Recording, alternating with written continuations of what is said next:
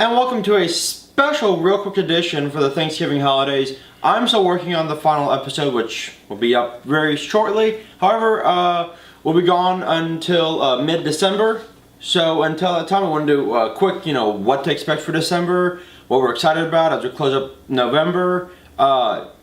Jason, I'm going to say my thing I'm excited about the end of November is the 4-part CW crossover. Legends of Tomorrow has already ended for the month, or for Thanksgiving week, and they're going back to 2016. Supergirl, Flash, and Arrow will all be new this week, and then we get into the crossover. I think we still haven't seen who Prometheus is, but we do know that he's attached to... Lance.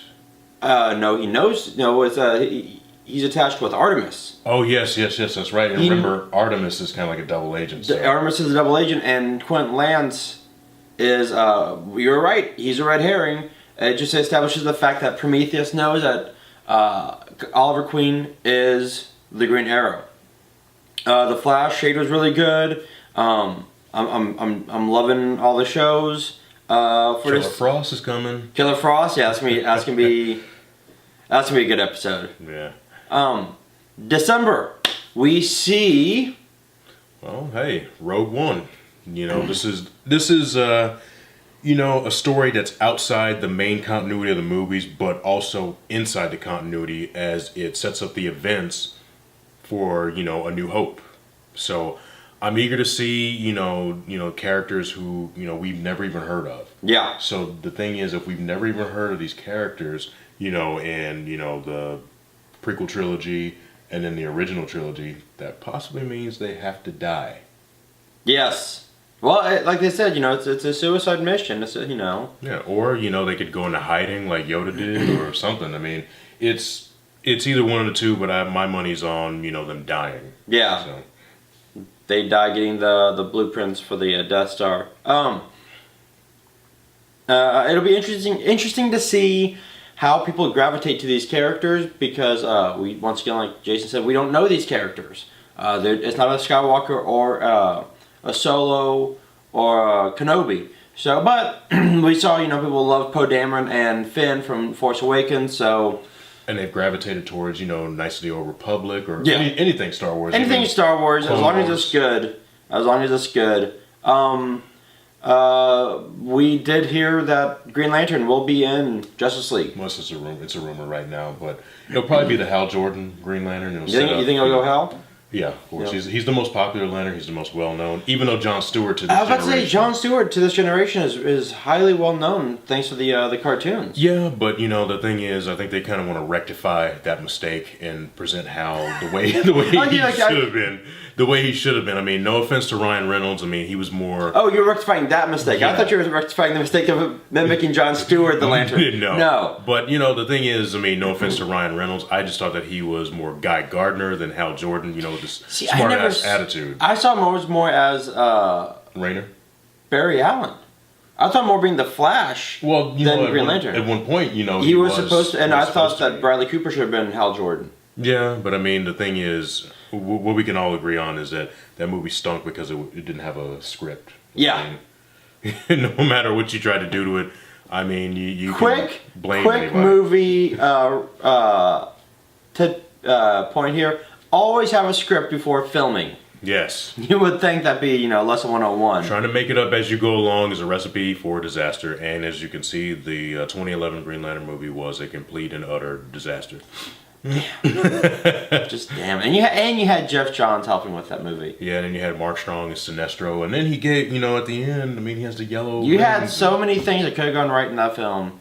Hey, Angela Bassett as Amanda Waller, I mean, they kind of set that up, and, She was... I forgot she was Amanda Waller, but, let's be honest, I mean, Angela Bassett does a great job, but Viola Davis just knocked it out of the park. With Suicide Squad, which also comes out, the extended cut comes out in December, and just like BVS, it sounds like the extended cut for Suicide Squad is 1,000,000 times better.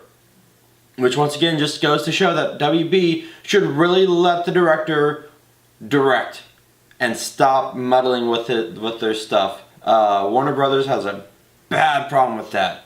At least Marvel meddles before everything happens, and then lets the director go and do his thing. Yeah. At least that gives the director a chance to walk away from the project. And that's fine. Before, well, hey, they've already had 2 directors walk away from Flash. That is true. So, Which, God, I don't. What does that even mean? Well, what that means is that movie's kind of in trouble. If 2 directors are walking away, over whatever, that means that movie's kind of in trouble. Now, I don't know who they got to direct for the third person to come and, sit in the chair. Because they had the director of Dope come in, and he was like, all right, I got to walk on this. And he said it was amicable, but he said it was a difference of opinions on how the movie should go. It's going to be interesting to see what happens with that. What else? Oh, we get the Transformers 5 trailer in December. That should be fun. And we get the SpiderMan Homecoming with Rogue One. Oh, do we? So Rogue One is going to Yes. Rogue One will be carrying a ton of trailers. So it should be interesting to see. Yes, I'm looking forward to the Spider-Man. I didn't get into the panel. Well, I didn't even get in the building for this past year's Comic-Con. But I didn't see the sizzle reel that they had, and supposedly, they had some great stuff for this sizzle reel. I'm eager to see. I know Tom Holland, from what he showed in Civil War, he's going to make a great Spider-Man. You make a great Spider-Man. Now let's just see if he's going to be in a great movie, because the last 2 movies just sucked ass. I liked Mark Webb's Spider-Man. I liked him. I like the first one. Spider-Man 2, Amazing Spider-Man 2 was a bit of a mess, but it was still enjoyable to me. The one thing I will say that I hope they don't have too many villains in Homecoming. Well, there's the Shocker. You've got Shocker and Vulture. And I think another one too. What's that? The Tinkerer. Oh, that's right. Yeah. So and we don't know. Well, we don't really know how these guys are going to fit into the it scheme could of be things. because we jump into Homecoming with him already being Spider-Man, so Shocker. And that's good. No fucking origin story. Yeah, Shocker could be like a Act 1 villain that leads to the Vulture. I don't know. Possibly could be. And this is like something like I guess like the Rhino was in part 2, where he's like fighting him, and then he's fighting him at the end, and it closes with him battling a Rhino. Yeah, exactly. So, but from what I've been reading, Vulture is the main bad guy, which we've never seen Vulture, and we've never seen Shocker. We could have seen him. We could have seen him in Spider-Man 3 and 4. Well, you could have. If Sony would have left Raimi alone. If in both Spider-Man 3 and 4 and Mark Webb's Spider-Man, we could have seen him, because we saw the Vulture wings in the underground layer. Hopefully in December I will have my Marvel Legends Juggernaut completed. I'm 2 pieces away. Hopefully I will have a Megazord, so I can go along, with the Dragon Zord, because he's getting pretty lonely. What else? Comics, Archie, still knocking it out of the park. Archie, Turtles, The Fix, they're Hal all... Jordan, Green Lantern Corps, that's my favorite book right now. Along with, Walking Dead, and, hey, check out that Power Rangers book, too. You know what? I gotta say, people, I apologize. We haven't said one damn thing about Walking Dead this season. More than I'm comfortable with. And for that you're gonna pay. And it's been amazing. Jeffrey Dean Morgan has, no pun intended, knocked it out of the park as Negan. Do not make me kill the little future serial killer. Don't make it easy on me. I gotta pick somebody.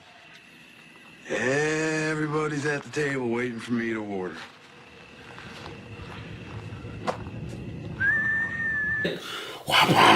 Yeah. He has done an amazing job. Yes, he has. I also did read that Scott Gimple has said do not rule out a Walking Dead movie. Yeah, I read that too. I'm just wondering, in the scheme of things, how that could work. Because I remember talking to Robert Kirkman before Walking Dead was even, on the air. This was 2006, 2007. And he even said, they were talking about Walking Dead as a movie, and I kind of looked at him like, no, long form is better for this. And I think it will go in there with the rumor of the Game of Thrones movie, where they talk about it. They talk about it, but I don't know. Ultimately, it probably won't even happen. And I don't think it should happen. Unless you make it just like the most epic of battles, I don't see why you should do that. I think that they've done great jobs already. Just have a 2-hour TV movie. And that's what I'm saying. Like, just make it like a 2-hour season finale. HBO. It's not like HBO doesn't have the money. What do you mean, AMC? or AMC with Walking Dead. Yeah, I was talking about Game of Thrones, but no. And besides, when TV shows go to the movies, it never really pans out well because everyone has such high expectations. I mean, Entourage the movie, Simpsons the movie, Serenity. Serenity was badass. Well, Serenity was badass, but it didn't do a whole lot. You know, it did box office wise. I mean, it was a good movie. No. I'm saying about people have such high expectations for the TV movies. Oh yeah. Yeah. Well, Firefly and plus only lasted what, like 6 a season. episodes? Yeah, it was only a season. Yeah, the Simpsons movie and Simpsons movie was funny, but it was just a long episode. It wasn't. It didn't do anything big. Yeah, I mean the animation was really good. But animation was fantastic, and it was a really funny plotline. It's just Entourage. They could have done another season. That's what I heard. And I saw the movie on opening day. Yeah. And they could have just done another season of it. Yeah. I would have wanted the Entourage to end with Vince winning an Oscar. I mean that would have been the cherry on top, the icing on the cake, and they didn't do that. And you had him, Drama, won a Golden Globe, so that was some retribution and a good little send off for Drama because finally his acting career was back on track. Yeah. So. With that, people, we'll see you in December. As you can see, I'm already starting to get Christmassy in my apartment. We'll have more Christmas stuff. Maybe, hopefully, in the new year, we'll have a new location. Hopefully. We're working on it. Hint, hint. All right, people. With that, have a happy Thanksgiving. Don't eat too much, but you're gonna eat it too much anyway. So why am I even telling you this? Hey, spend time with your family. Eat some good food, just not too much. And we'll see you in December.